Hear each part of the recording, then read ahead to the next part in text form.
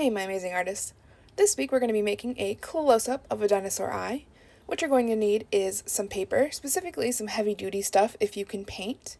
You're going to need a pencil, or you could use pens or markers. Or if you want to follow along completely with the tutorial, you're going to need watercolors and a brush. You'll notice that I have my paper taped down, and that's just so that it doesn't move around too much during this tutorial. And I've got all of my other supplies ready to go. Building off of the other videos that we've had in the past couple of weeks, I have some reference images ready. Reference is especially important when we're trying to do close-up and detailed drawings or paintings. If you'll remember when we did our up-close drawing of some sort of nature or an object around the house, I wanted you to look really carefully at what you were seeing, and then when you draw, I want you to draw with big shapes and not add too much detail right off the bat. Obviously, I'm using an iPad here. You can, of course, use books that have good images. You can print things off of the internet, and I know that you also have access to your Chromebook, so just having your Chromebook open and next to you so that you can search for a bunch of images is really going to be helpful in this project. For this drawing, I am referencing a gecko eye, I believe, and using my observation, I've noticed that the scales around the eyelid are really, really small and tight, and I think that this is to account for the movement of the eye. I also wanted to try and incorporate the fold of the eye a little bit, and so I have that darker line right over the top. The scales that are farther away from the eye, obviously, I made a little bit bigger. I also noticed that they aren't all the same, and so I wanted to have some organic shapes in there. At this point, we're going to start moving on to painting and painting techniques. If you're just going to be working with pencil, I would encourage you to look up some shading techniques so that you can continue and add some details to your drawing. The primary painting technique we're going to be learning today is called a wash. A wash is a layer of semi-transparent color. Basically, it means that you're taking your watercolor or your acrylic paint and you're diluting it a lot with water.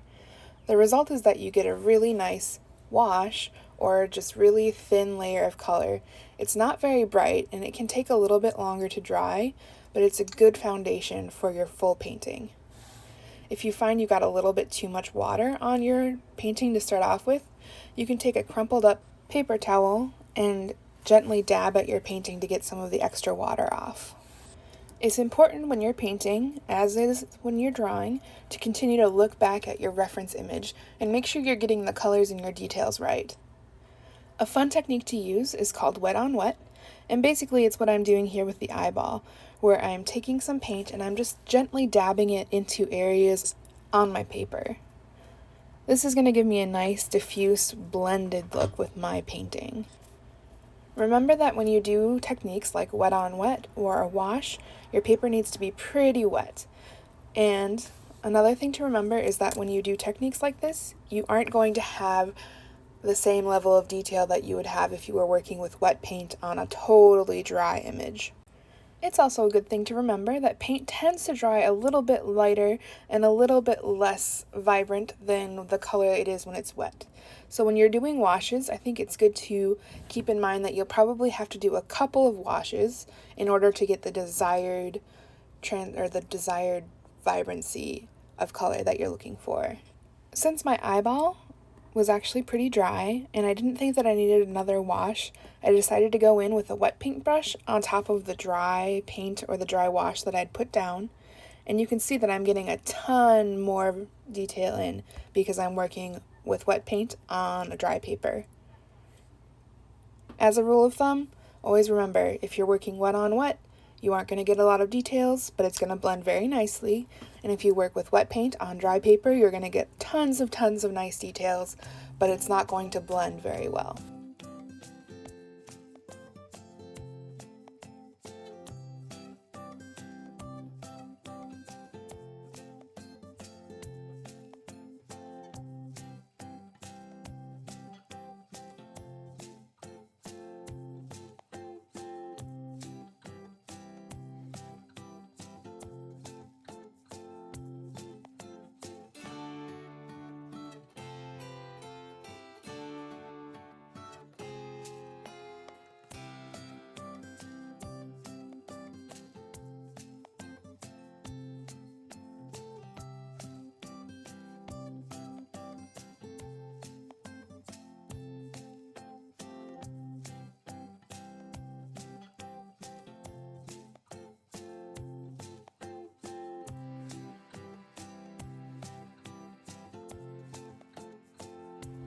Now, I've got my video sped up quite a bit.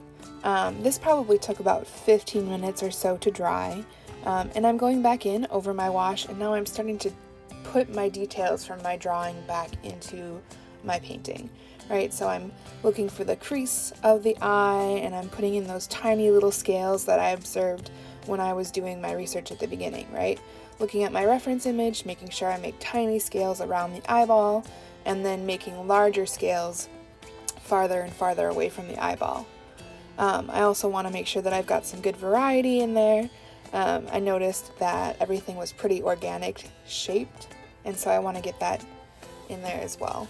You'll notice pretty soon that on top I'm using a dark green in order to add the details on the top of my eyelid, but then as I go lower, I end up switching to more of a blue-green color because I want to still hold true to the washes of color that I put down, right?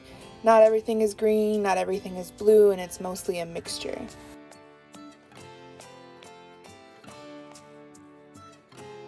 Something else that I noticed in my reference image is that the scales on my lizard, or in this case my dinosaur, they seem to all go in rows. So instead of just randomly placing down the scales, I'm trying to create some organic but recognizable rows in my drawing, and I think that this helps add to the realism.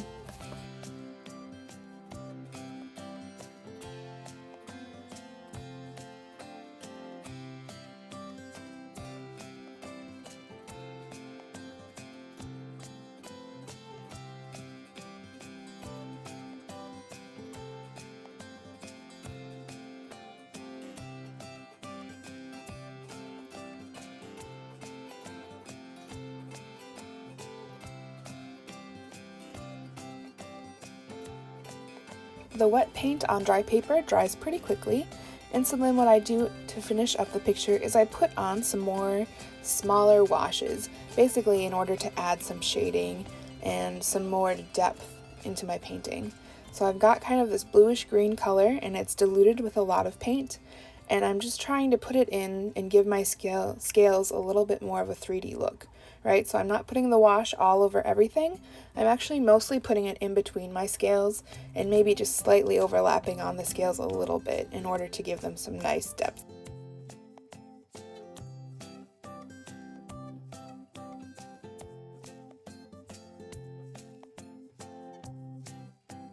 Another step that you can take to add some further depth and dimension to your piece is to actually go back over it and add some yellow, especially if you're doing blue and green. Adding yellow or warmer colors to your painting are going to make the bright spots seem a little bit brighter.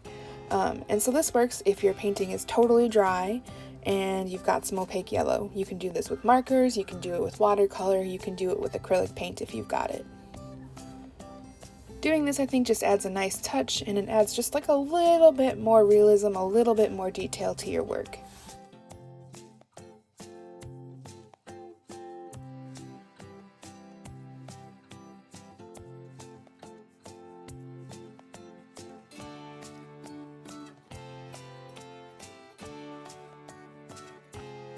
Thanks for creating with me this week, my amazing artists. I will see you next time.